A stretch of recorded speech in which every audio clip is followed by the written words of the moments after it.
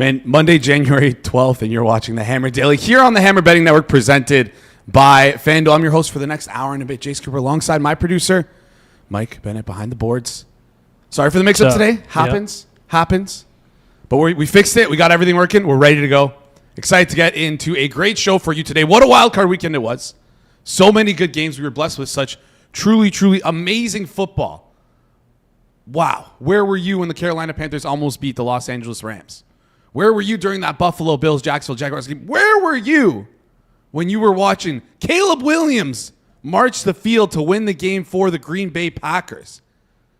Curious to hear in the chat what you guys are up to, because we have a great show for today, and we're going to break all that stuff down, including some other stuff. Such a wonderful wild card weekend. I almost forgot about college basketball or college football.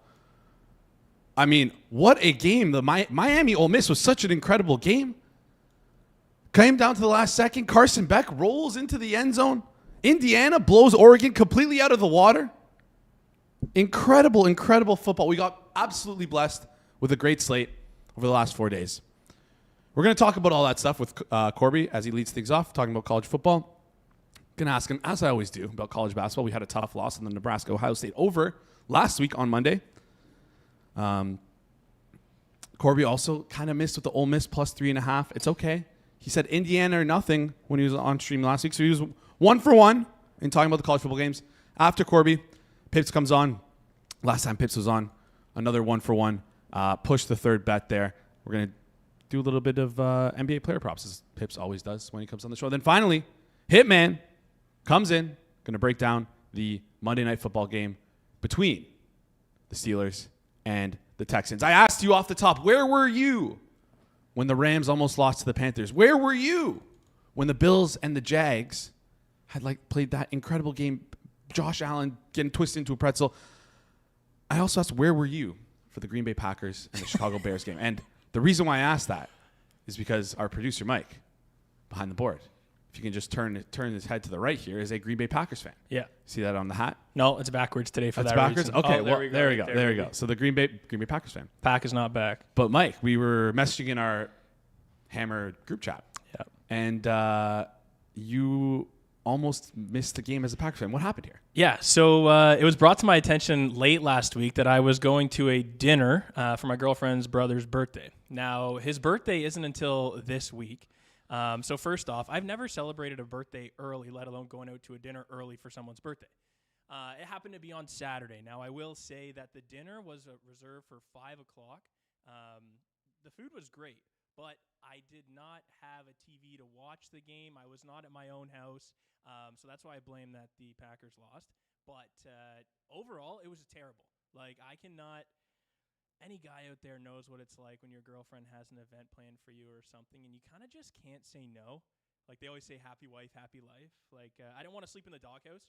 So, you know what? I repped the team, wore my sweater, went out, Green Bay Packers. I made sure it was known that there was going to be a Green Bay Packers game on somehow, some way, no ifs, ands, or buts. I'm watching it. We get dinner done, go back to the house. And, basically I had to stream the game from my phone. Wasn't talking to anybody. Don't even think I wished him a happy birthday, which might be a red flag, but whatever, we moved. And Green Bay still fucking lost. So Ben Johnson, Caleb Williams, they have great aura. I do not like Ben Johnson, cocky guy, but it's the rivalry at the end of the day. Ben Johnson's incredible. I will say, we have to take a step back here because you have to say no to these things. You just have to lay the groundwork early on. Say no.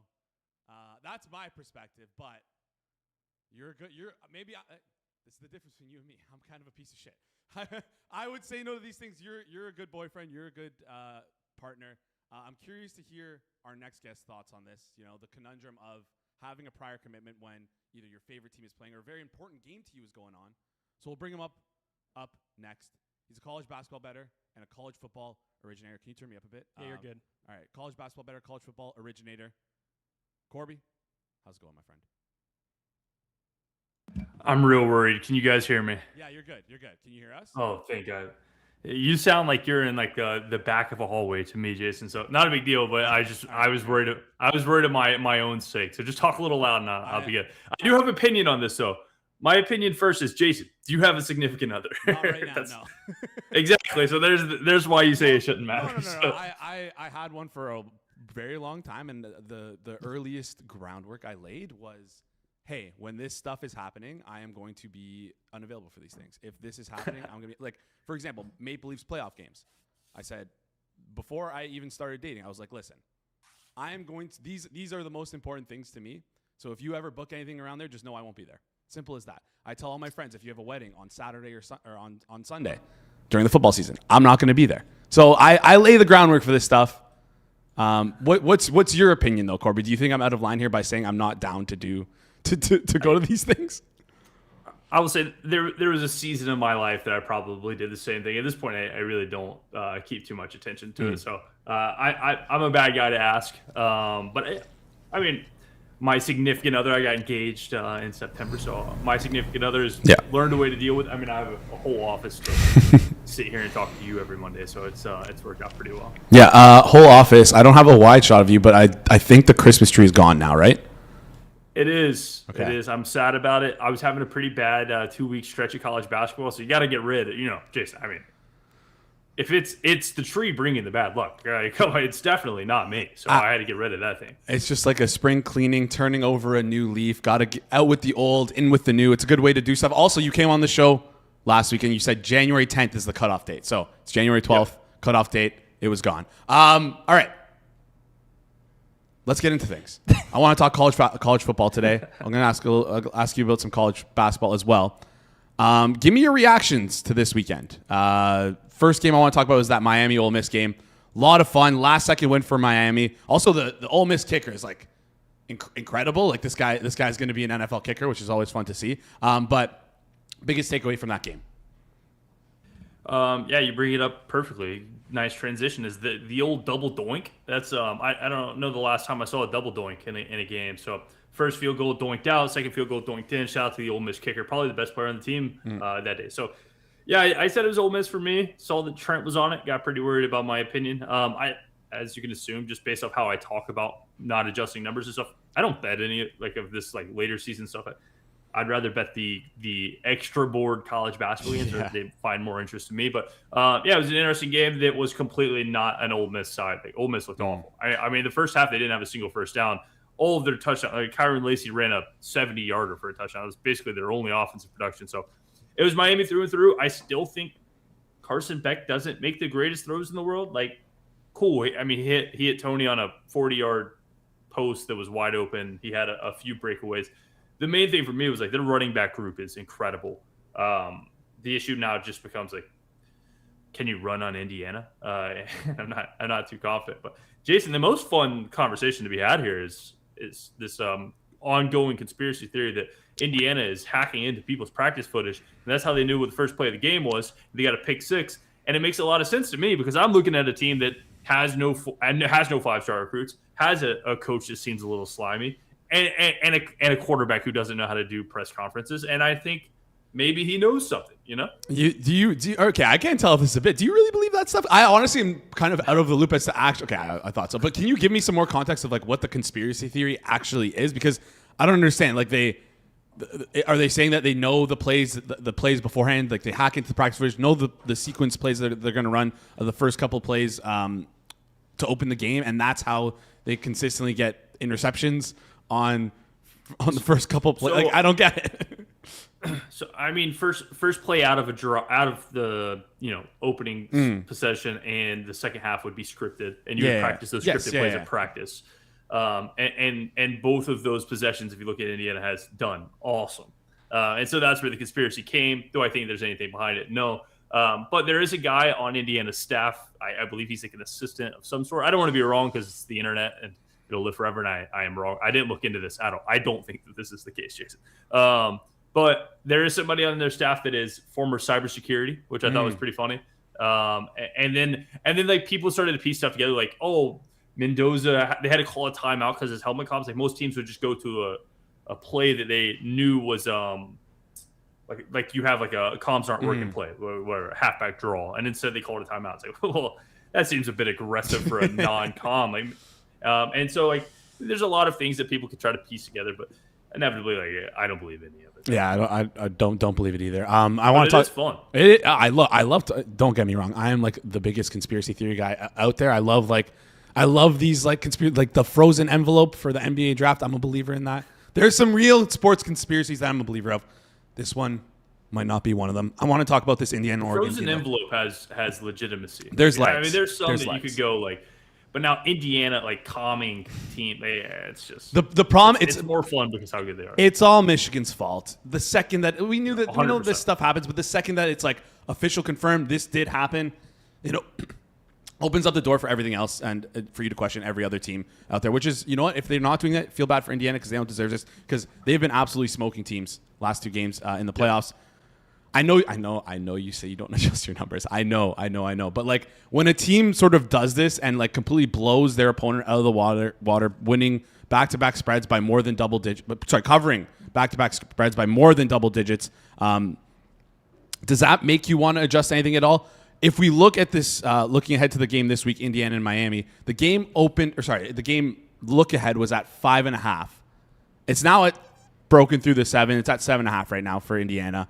Do these last 2 games for Indiana maybe make you want to like adjust your numbers like a little bit? Yeah, when I say I don't adjust numbers, it's all relative to where I think other people do. My number adjusts. It's adjusting to stats every single day. Yes. So it's just not as egregious as like I call what I do a parachute. Like 3 days ago, people were like, Michigan is the best basketball team ever, and I'm like, I mean, like we're 1/3 of the way through the season, so it's things like that. So my number does adjust, but it's just not egregious, like probably not egregious enough.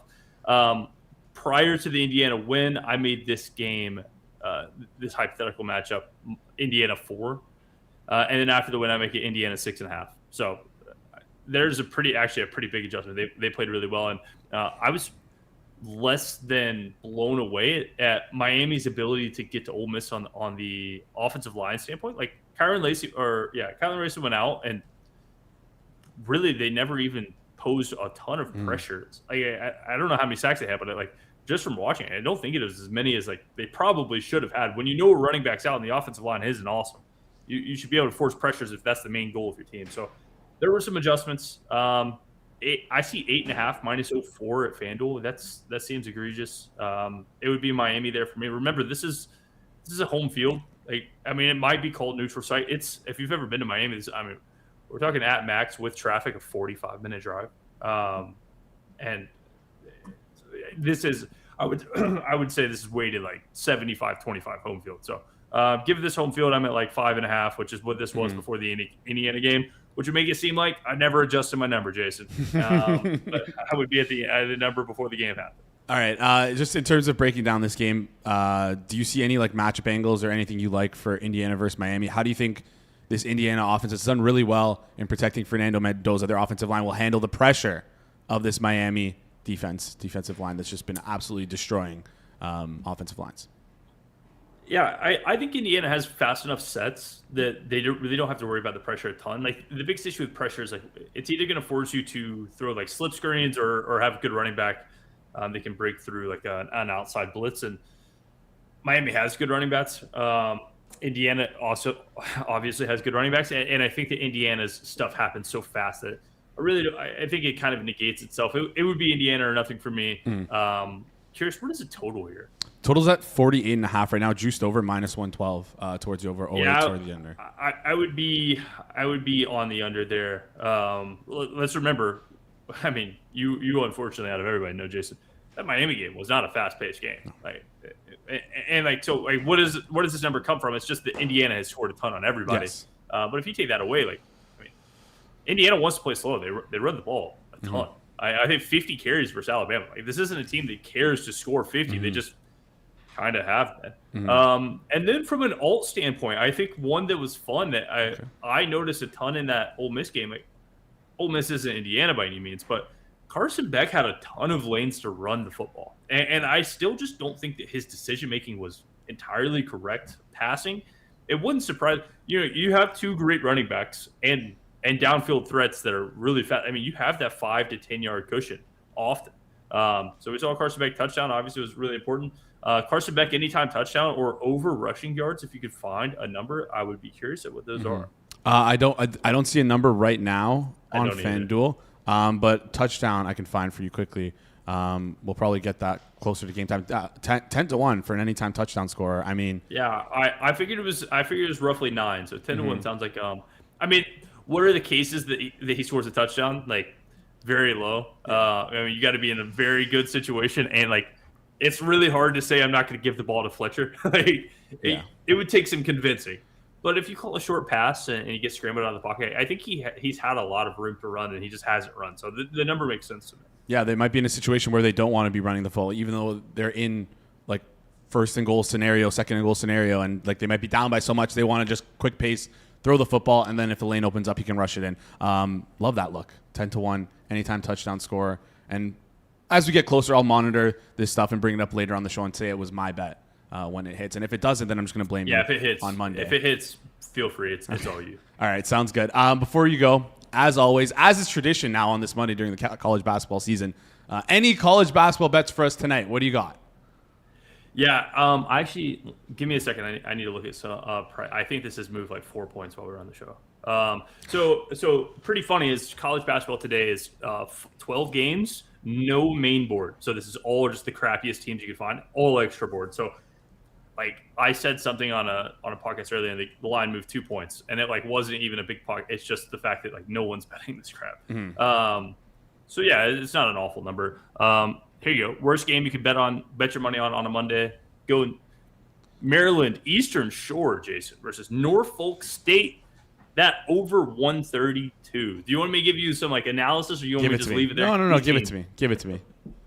All right, it's rough. So these teams, they're poo-poo, Jason. But let me tell you what they have done. Maryland Eastern Shore has won 2 conference games out of 2. They're 2-0. That is tied for the amount of conference games they won all of last season. So pretty obviously, what they did last season didn't work. And what have they done in those 2 conference games? They have sped up to the second fastest conference pace. This is the slowest team in the nation.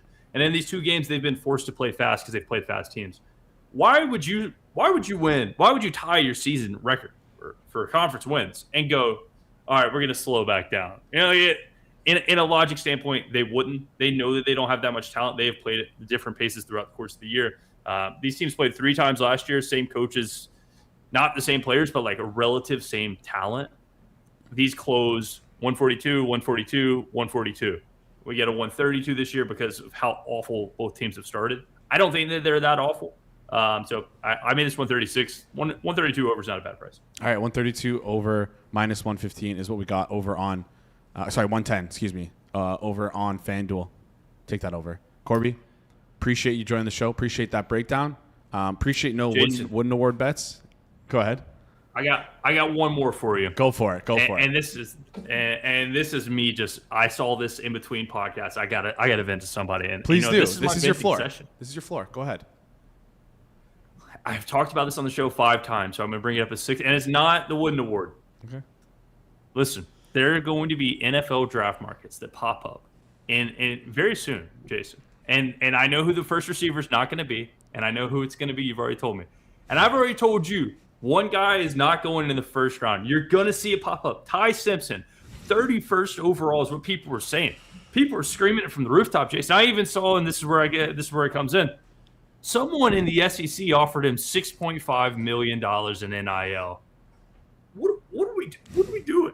You know the average U.S. salary person won't make $6.5 million in their career. Ty Simpson. I was blown away. I wouldn't give Ty Simpson a backup job. Jason, I'm blown away. He's a 4th round pick through and through. If Ty Simpson is drafted in the first round, that's minus 110. That's a good bet. Okay.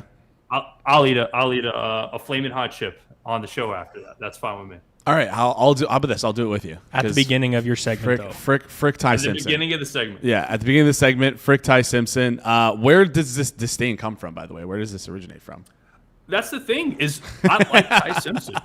I'm an Alabama. Like I wouldn't say I'm an Alabama fan, but I'm from the state of Alabama, and I've watched every game since I was 0 years old. I enjoy Alabama football. I have no disdain towards the program. I like watching film. What the hell are we talking about here? Yeah. I mean, he had a receiver who was considered in the Heisman race week 1, and then he got 2 pieces from Washington. Like, this is a team that was just loaded, and he had sub-average number. I mean, remember, this is the same guy that we talked about at week 8. People were saying should win the Heisman. And he was like 3-1, and he blew that away. He didn't lose it. He wasn't even like invited to the ceremony. So this guy, he's just not. I mean, he was a backup for 4 years. What are we talking about? He's just not good. And you know what? We'll be able to take advantage of that come very soon, at least come draft time, when we bet his under 31 or him not to go in the first round. I don't know what it's going to be, but mock drafts are all having him at 31, so there better be a number up. Yeah. We'll get one. Don't worry. And if not, we'll talk to FanDuel. Corbie, appreciate you joining the show. Appreciate you. We'll see you on here next Monday. Chat soon. All right, boys. Great stuff there from Corbie. As always, starting the Monday red hot with tons of energy, ranting about Ty Simpson, talking about conspiracy theories, all that sort of stuff. I mean, I absolutely love when Corbie comes on these Monday shows. We're going to bring on our next guest in just a second, but before we do that, I got to give a quick shout out to our sponsors over on FanDuel. In the playoffs, the first half tells a story, but the second half is where legends are made, and FanDuel wants you right there with them because during every NFL playoff game this year, every FanDuel customer gets a halftime profit boost to use on live bets after halftime. That means no matter when you jump in, you still get a boost waiting for you at the break. Use it for a second half money line, a player prop you've been eyeing, a momentum swinging drive, or a comeback that's starting to look real like the Bears versus the Packers. Just open your FanDuel app during halftime of any playoff game, grab your profit boost, and place your live bet. So even if the first half gets away from you or you're tuning in a little late, FanDuel still gives you a way to level up the second half. So visit FanDuel.com/forwardprogress and grab your halftime profit boost every NFL playoff game. Must be 21 plus and present in select states. For Kansas affiliation, Kansas Casino 18 plus and present in D.C., Kentucky, or Wyoming. Opt-in required. Bonus issued as non-withdrawable profit boost tokens. Restrictions apply, including any token expiration and max wager amounts. See terms at sportsbook.fanduel.com. Gambling problem? Call 1-800-GAMBLER. Visit rghelp.com. Call 1-888-789-7777 or visit ccpg.org/China, Connecticut, or visit mdgamblinghelp.org in Maryland. Hope is here. Visit gamblinghelplinema.org or call 1-800-327-5050 for 24/7 support in Massachusetts. Call 1-877-8-HOPE-NY or text HOPE-NY in New York. All right. I'm starting to memorize these disclaimers. I wasn't even looking at my screen for that one. Wasn't even looking at my screen. Going to bring on Pips, but I just have to remind you guys before we bring on Pips. Edric Overtime, every Tuesday, every Thursday, has absolutely been cooking with So Money and Alex Moretto. And guess what? We got the updated read this time. It says Alex Moretto and So Money giving straight hockey talk for 30 minutes. No rotating guests, no special guests just yet. Maybe we will one day. But this week will not be that week. Tuesdays and Thursdays, 1 p.m. Eastern Time, Hammer Daily into the Edric Overtime. Straight hockey talk, 30 minutes. Moretto, So Money, myself. Great stuff. We absolutely love it. All right. Let's bring on our next guest here. He is an NBA props originator, co-founder of Props Madness. Pips, how's it going, my friend? Hey guys, going pretty well. Had a great weekend of bets going well on Sunday NBA. That's a miracle. Usually NBA Sundays are like you just bet low volume because what the fuck is going on? Been like a huge dumpsters for years, and then suddenly it worked. So yeah, good start of the week if you're counting Sunday as the start. Yeah, great start of the week if you're counting Sunday as a start. Maybe it's like everyone was just focused on wildcard weekend this week. Not a lot of people focusing on the NBA, and you came in, swooped up, and scooped up all of those good numbers. Speaking of good numbers, we got some good numbers on stuff last week. Unfortunately, Jace Richardson was ruled out, which, you know what, that's a push. That happens. 1-1 last week. Joel Embiid goes over his 25.5 points. LaMelo Ball, 2 points shy of getting us that cover of the over 17.5. Numbers moved the right way, though. How do you feel about last week's bets? Embiid covered in 3 quarters, and LaMelo covered with field goal attempts by a lot, and couldn't buy a bucket. The most unserious player in the league. And then next game he goes on and scores 35 on the same amount of attempts. Like used all the poor shooting in that game, and the next game couldn't miss. Yeah, I mean, when you bet a guy over 17.5 and he ends up with 20 field goal attempts, what can you do? I bet on the volume. Volume was there, and he just couldn't make shit. So. Mm-hmm. All right, that's all right. That's all right. We got one prop for us today. It's a little bit of a lighter slate for you, and I guess we'll just get into that one right now. We'll head over. We're going back to the LaMelo Ball. Well, it looks like you're looking at the under 7.5 assists. Talk us through this one here. Yeah. So for this one, let me just figure out sharing screen. For this one, okay, this should work. Okay, for this one, I'm going to assist. We've had the points. Now we are going to assist. Looking at assists, lately been on minutes restriction. This was a blowout play, 23 minutes. But in those games that weren't blowout, so they lost by 1, they lost by 2. He played 27, 25, 25, 26. So he's kind of limited in the 26 to 28 minutes range. So we'll include the games when he played 24 to 30 minutes this season. And then he averaged 7.8 assists a game. But we need to include the games when team was healthy. Miles Bridges, I think it's most important to put in Brandon Miller. So in games with Brandon Miller playing and he getting 24 to 30 minutes, he averaging 7 assists a game. We are betting under 7.5. But most important part is they are now playing Clippers, who allow 11th least assist, 6th least to his most dominant zone, assist zone. So he's making most of his assists at the rim. They are great rim defense with Zubats out there, of course. And they are playing at the second lowest pace in the entire league. And when you exclude the teams who play high, who are top 10 in pace, LaMelo Ball played 7 games against teams who are outside of top 10 in pace and covered this line in 0 games. So he stayed under in all 7, averaging only 5.3 assists. So he's kind of living off of the high pace in transition, easy assists. When he's playing with Brandon Miller in slower average to below average paced games, he's averaging 5.3 assists. So we are betting under 7.5 LaMelo Ball. Shop around for this, but minus 128 at FanDuel. It was 5 minutes before I joined the show. It was minus 114, so someone got in there before us. But yeah, up to minus 130 is definitely a play here. All right, up to minus 130. We're looking at the under 7.5 assists for LaMelo Ball. We went to him last week. Didn't cover for us in that over 17.5 points. Hopefully he can not get there, not get to that 7.5 assists. Keep you under for us this week. I'm going to put you on the spot here. I didn't really ask you about this beforehand, but last week we came on, we talked about the 50-piece jackpot. We had Joel Embiid. Couldn't get there, but again, this stuff is it's not going to be easy to get this 50-piece jackpot. It's hard to get a player to score 50 points. The jackpot number keeps increasing. We're at $1.6 million in bonus bets that you could potentially win if you choose the correct player this week and use your token on them to score over 50 plus points. If you had a little bit of a smaller slate today, if you had to choose someone to go over 50 points, just off the top of your head, who do you think it would be and why? Probably the guy that won't be bet at all for 50 piece, and that's Peyton Pritchard. Okay.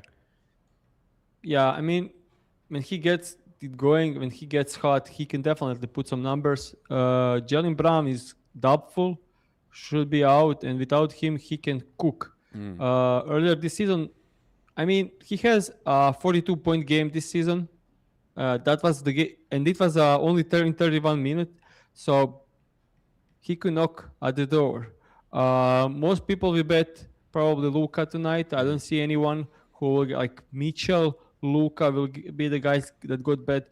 Doubt many people bet on the Pritchard, while there is some chance he can do it. So definitely, my bet will be Peyton Pritchard in extremely soft matchup against Indiana Pacers. So yeah, this is my bet. All right, Not most probable, but most valuable if he does it. Yeah, and a quick reminder for these bets: you don't have to place, you don't have to bet on them to win. To score 50 plus points. It could just be on Peyton Pritchard to go over his 22.5 at minus 130. And if he gets 50, you get a share of your jackpot winnings. I want to ask you, when you approach this, intuitively, you look towards the guy who's just not going to be that bet on in terms of who you're going to pick. You'd rather sort of fade the guys at the top of the board. That's kind of your logic behind this? Yeah, depending on the board. Like obviously, most people this is recreational guys bets, and most people will go just okay. They don't understand the part of like choosing the one that no one else chose, so they will go for Luka Doncic as he is the most probable, or Donovan Mitchell, second most probable one. But yeah, I'm going with the guy that I think has a good chance, but think no one is picking up on. Yeah, no, for sure. You want to maximize the potential amount of bonus bets that you do get, the amount you get in case you win. We're almost halfway through the NBA season right now. Looking back on the first half of the year, what's like been the most shocking moment, and like what's your biggest takeaways heading into the rest of the season? Thunder being beatable. You remember when we spoke about it like early into the season when they were 19-1, I think. So I said like they're a great team, best team in the NBA, but they had the historical easy schedule throughout the first 20 games. They played a bunch of scrubs. I think maybe one decent team in the entire 21 games to start the season. So definitely like Thunder being beatable, even though the record is by far the best in the league. And yeah, I don't know. Like this is not well prepared, but can you just give me like some topics that you want my opinion on? Like I just want to know what was on the top of your mind. If you have nothing, it's fine. We can just we can move on. I mean, we can say something like the small guard, no matter how good on offense, will get you nothing in the NBA this season. Okay. Like Trae Young traded for a bunch of chips, I will say, like a bunch of nothing, even though he's one of the best offensive players in the league. Like not as a scoring, but like a ceiling raiser. So yeah, interesting. We'll see what's going on with Ja Morant. But the thing I've noticed this season from the players, like I play fantasy and I'm looking into stuff. Players when they return from the injuries are hot garbage. If any players was out for like 2 weeks or something, like with some like ham injury, calf injury, when they return, like they don't look like close to themselves. Like people need like entire off season to be ready for this long NBA season. And when there is a mid-season injury, those players are playing like 30% worse for the rest of the year. Some guys catch it up at some time, but most of the guys are looking horrible, shooting horrible, having the worst career years. So yeah, one of the biggest examples is Jalen Williams, J-Dub for OKC, and a bunch of others, honestly. Yeah, for me personally, hopefully J-Dub can come back and reach his come back to form, because I have a bunch of OKC tickets on them too, and the NBA title, as I've been collecting all year. Yeah, so you didn't enjoy my part about Thunder being very beatable. Yeah, no, it's okay. I appreciate your opinion. I appreciate your honesty, but like, no, I'm a little worried there. I've just been like kind of like collecting, like I said, Thunder tickets throughout the year as if they're like stamps, and just, you know what, I'll sit on those. And I think I've so far the prices I've gotten, it's better than the current price right now, so I'm happy about that. that. Anyways, Pips, appreciate you joining the show. Hopefully LaMelo Ball can come in for us today. We'll chat soon. See ya, guys. Awesome stuff there from Pips. Also, the Zubats shout out, talking about him. Whenever he talks about Zubats, you can just tell how happy he is. Great player. And Pips also told, I forgot to mention this. I forgot to say thank you, because Pips was reaching out to the distributor of those Zubats t-shirts. Hopefully trying to get one for me. We got Hitman coming on next. Yeah. Coming in to break down what will be the end of an incredible wild card weekend. Texans at Steelers. A little bit of disrespect for the Steelers, maybe? I don't know. Texans -3 right now on the road, heading into Pittsburgh. Before we bring them on, before we talk that game, got a little bit of news about that game. I don't know if you've been paying attention to Forward Progress at all. But we had 2 pretty sweet watch-alongs last night, Chargers and Patriots. Jeff, I'm so sorry. Chargers lost, but great watch-along with myself and George. The night before, on Saturday, Rob was cooking alongside a bunch of special guests there for the Packers and Bears game. And guess what? Tonight we have another watch-along. We have one more for this to cap off the wonderful wild card weekend. Rob and myself in studio for the last time this season. Texans, Steelers, 8 p.m. Eastern, Forward Progress YouTube channel. You're going to want to be there because it's such a good time. We give out some bets. We talk about the game. Things might go off the rails, but it's fun. It's fun nonetheless. And if you're going to be there, you're going to really want to be there for the fourth quarter because our next guest will be joining us there on the fourth quarter. He is the excellence of execution. He's an incredible prop bettor. He's also a great golfer. Hitman, how's it going, my friend? I'm no longer the best prop bettor, you know. No, Who would be one if I'm two? I'm not talk. I don't like to rank my prop bettor friends. You lost that title when you showed up late for canceled our segment last week. So you lose that title for. I'm not going to be around next week either. So everybody enjoy me this week. All right, at all next week. You're not going to even come on early with us. I'm going to be on the watch along for the conference championship, but I'm going to be taking a little mini vacation. You know what? You deserve it. Still going to be working. Still going to be on my phone. Still going to be grinding. Toronto? But there's only 2 games, you know. Yeah, so. Of course. Slightly disappointed. I'm going to miss you. I'm going to miss talking to you every week, by the way. This is part of the football season that we don't talk about, the off season. Listen, man. Anytime you want to talk to me, you have my phone number. I'll be happy. I'll be delighted to speak with you. Oh, you're a great guy, Hitman. You're a great guy. I'm bugging you. I'm not going to bug you about this stuff. I know you hate when I text you. It's all good. You're going to say? No, I don't hate it. It's all right. All right, you get a couple laughs. Now that I'm watching Seinfeld more, I'm getting some more references. You're getting some more references out of me. All right, let's dive into this game though. Let's think. Where's the best place to start here? For me, I want to look at the Pittsburgh side of the ball. I want to start in the rushing game because we've seen Jaylen Warren and Kenneth Gainwell get sort of split things equally. Kenneth Gainwell will use a lot more in the passing game, almost like as a crutch, almost like a number one. I don't want to say number one receiver usage, but like they use him a lot in the passing game. Aaron Rodgers does, and these Pittsburgh Steelers. Right now, Jaylen Warren lined at 52.5, minus 112, both sides. 28.5 rushing yards for Kenneth Gainwell. Do you feel like these numbers are in the right spot, or is there any room on either guy? I'll be honest, I really have not bet much with this game, but like some of my leans would be with Gainwell under rush yards. It's a really tough matchup against this Houston run defense, and the Steelers have kind of morphed their offense to where, like in the beginning of the year, it felt like Gainwell and Warren were a little bit interchangeable, and they would do the same stuff with all of them. But it's kind of morphed into like a Jaylen Warren is the early down runner, and Kenneth Gainwell is the pass catching guy. So I don't anticipate that it's going to change. I do anticipate a lot of quick passes from the Steelers. I believe that Aaron Rodgers, when he's pressured, has had the quickest time to throw I don't have the exact stat in front of me, but it was something about when he has faced these good pass rushes, he has been like the absolute quickest quarterback to get rid of the ball in the entire league. And I think that's really going to benefit probably Gainwell in the receiving. So initial looks probably would be towards maybe a Gainwell rush under, but maybe Gainwell in the pass game.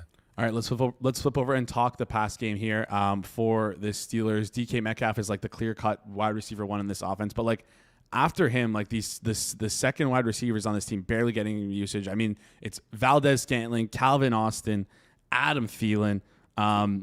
Like we talked about, Kenneth Gainwell is their second highest total lined receiver in the receiving game. at 30.5 receiving yards. So outside of DK Metcalf and Kenneth Gainwell, is there anyone you like to sort of maybe go over in their receiving yards in towards the back half of the board between Valdez Scantling, Calvin Austin, Adam Thielen? Or are these just all guys who are going to get 1 to 2 targets, and if they go over, it's going to be on one play? I kind of think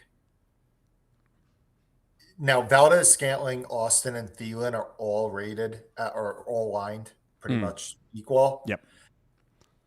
I kind of lean that Austin should maybe be a little bit ahead of those guys, and that Thielen, like if you were to force me right now to say who will be the leading receivers for the Steelers out of those 3 guys, I would probably say Austin 1, Valdez Scantling 2, and Thielen 3. That would be the guy that I'm probably the lowest on out of those guys. So I could see a case for that there should be maybe a little bit more separation from Austin and Thielen. All right, let's talk the running game for the Houston Texans here. Woody Marks has sort of morphed into the lead back of this offense. Nick Chubb has kind of been hurt down the stretch. We got news that Jawar Jordan is going to be out for this game as well. Woody Marks right now lined at 56.5. Nick Chubb 15.5. They seem to like rely on Nick Chubb when he is healthy. They give him the ball a little. They were willing to give him the ball a little bit more. Do you think 15.5 is too low for Nick Chubb? If anything, I think gun to head I would lean under on Chubb. It's just I have a tough time with a guy that was a healthy scratch playing an over like the next week, because obviously Houston has showed you what they think of this guy. And it's probably that Chubb is towards the end of his career right now, unfortunately. And it's just a guy that, like, if he's going to get in, it's probably going to be because Woody Marks needs a break or something like that. But I just don't see any path to where Houston is like actually has a goal of like incorporating this guy in the game plan. It's just, he's just pretty much a strict handcuff in my opinion. And yeah, maybe he could go over if there's garbage time at the end and they run him to just kill clock, or if Marks gets tired, Marks gets injured. But I just don't see a path for many ceiling outcomes with Nick Chubb in this game. They've kind of just shown us what they think of him, to be honest. So if I was to look towards anything, I could probably definitely not play the over in my opinion. But yeah, so it would probably be lean towards the under, to be honest. All right, fully lean under there for you. With this Houston game, with this Houston passing offense, obviously Nico Collins leads the way. But last week we were talking with Jack Miller about who might come out as the second receiving option of the wide receivers here. He felt that Christian Kirk was maybe lined a little bit too low. He's at 19.5 right now. Do you still feel the same way as Jack? Yeah. There was a service release on Kirk overs yesterday, which kind of bet those up. I was thinking the same exact thing. Christian Kirk has pretty much taken the slot role from Jalen Noel. Noel, I believe the last 3 weeks has ran 8, 6, and 4 routes. So I think that the Kirk stuff was probably pretty good. I mean, I definitely still lean over at 19.5, but I mean, it has been bet up 4 yards since yesterday. And I kind of think Noel is maybe a bit expensive. It's just that when he is in the game, the ball just does tend to seem to find him. He's actually pretty not that bad of a player, to be honest, in my opinion. But I could probably only still lean towards the Kirk overs and the Jalen Noel unders. All right. Before we head out here, gun to head right now, Texans -3, -105, Steelers +3, -115. You don't have to tell me that the number is wrong. I'm not asking you to say that. Yeah. I know you know that the number is right. But if you had to pick one side, -3, +3, which side would you want here between the Texans and the Steelers? Gun to your head. Gun to head. The Steelers send Aaron Rodgers into retirement, or excuse me, the Texans send Aaron Rodgers into retirement. The game ends up like that. Remember that Brady wild card game against Dallas, the last game of his career? The game ends up like that. That's my gun to head opinion with laying it with Houston. All right. Love that. Before one more thing, two more things actually. I built an SGP as you were talking us through these player props, and you need to tell me if I was direction correct in listening to you, because sometimes you said if I want to speak to you, you'll lend an ear, but sometimes when you speak, I kind of don't listen to you at all. SGP, what I built right now is Steelers -6.5 to send. Steelers -6.5. I have that wrong. It should be the Texans -6.5, which will be the send off for Aaron Rodgers. Kenneth Gainwell under 28.5 rushing yards. Yep. Christian Kirk over 19.5 receiving yards. Yep. And then Kenneth Gainwell at 40 plus receiving yards. We're taking an alt there and combine that all together, 17-1. SGP, you can give me the thumbs up or the thumbs down. Do I go 0 for 4 on the weekend on your thumbs? Oh, there we go. The thumbs up. Thumbs up from the Hitman. I like that. All right. Sounds good. That's Kenneth Gainwell under 28.5 rushing yards. Kirk over 19.5 receiving yards. Gainwell 40 plus alt receiving yards. Then Texans -6.5. Gun to your head, Hitman. Before you head out, before we close out the show, 2 touchdown scores, 1 from each team. Give it to us. All right. Well, I went 0 for 5 on these long shot touchdowns. I'm aware. You saw what I did, right? I parlayed them all together. Yeah. So we're gonna stick with Calvin Austin 9-1, who we had last week, and we'll go with.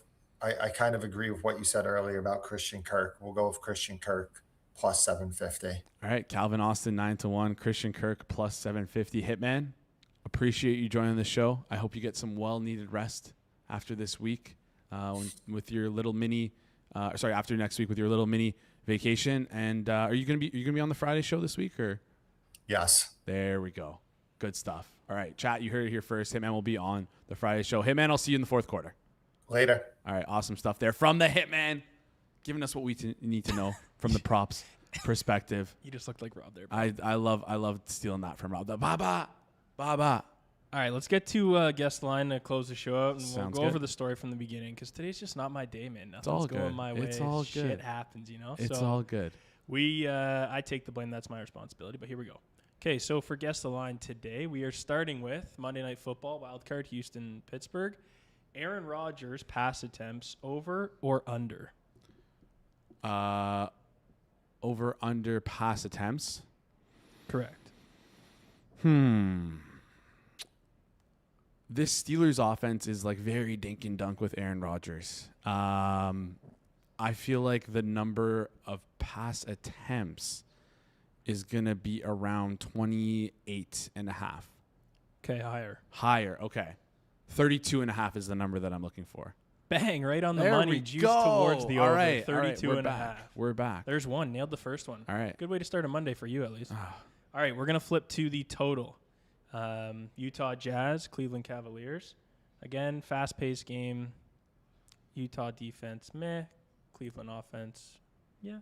Is this one of the higher totals on the board? Cannot confirm nor deny, my friends. All right. Is it juiced either towards the over or the under? 1 second, loading it up now. Under. Juiced towards the under. It has moved a point since I did this morning. All right. I'm going to go with 236.5. Higher. Oh, okay. 241.5. Higher. Ooh. Oy, it's outside of that range. Very. Oh. Very. All right. Yeah, 249.5. It's close. 250.5 juice Holy towards the smokes. under. Oh, my 114. gosh. All right. That's a high total. And the last one we're going to, just to change it up, I like to do these different ones, kind of keep you on your toes. So Keep we're it going to go to the Indiana Hoosiers. We're going to go total yards, combined receiving, rushing, all that jazz. Oh, my God. I don't even know. Like 325.5? Higher. Higher. 390.5. Oh, lower. Or no, higher. Higher. Okay. I was close. 395.5? No, lower. It's 391.5 even. Okay. Minus 114 You know aside. what? With such a big number, I feel like one yard off is like almost a win. Yeah. That's like a half win for me. I'll take that. That wasn't bad. I'll But take that. you know what? Win some, you lose some. Good stuff on the day, actually. Yeah. That was pretty good. Good stuff. Great show today. Appreciate you guys for tuning in. What we have up next on the Hammer, of course, Circle Back live right in the room over there. Yep. Hopefully Jeff is okay. I believe he made it in studio. If not, I'm going to be on the show. We don't know if he's going to come in or not. I think he's here. All right, then he's here. And I'm still struggling. Then I he's can't here. do my job properly. He's here. And then after that, hit the books, Monday show. I believe it's our second last Monday show of the year. You're going to want to tune in. Championship preview. I'll be on there. Maybe I'll give Kanish a little bit of a ribbing because guess what I did last night? I sat through an entire watch along, worked it, had a great time doing it, didn't pretend to walk my dog and then ditch and fall asleep. Because that's not what real company men do. He says he's a company man. He's not a company man. And then finally, of course, I mentioned it early on the show. Live watch along tonight on the Forward Progress YouTube channel. Steelers, Texans, myself, Rob. Jeff and Hitman. Is Jeff going to be on it? Is he going to be okay? Okay. Should be. Jeff and Hitman will be able to get all of Jeff's takes from the Chargers game on the show tonight. And that's it. Appreciate you guys tuning in. Before you head out, do us a favor. I always ask this. Smash the like button. Goes a long way here on the channel. If you're new to the channel as well, hit the subscribe button. Tell your friends about the show because they're going to want to watch this. It's a great way to spend your lunch hour. Also, shout out to Hippie Bets on Twitter, who every single time responds to our tweets. If you guys like the show, you can respond to our tweets as well. It's good for us in the algorithm. Anywho, appreciate you guys tuning in. That wraps up things for today. This has been the Monday, January 12th edition of the Hammer Daily here on the Hammer Betting Network, presented by FanDuel. We'll see you guys right here tomorrow.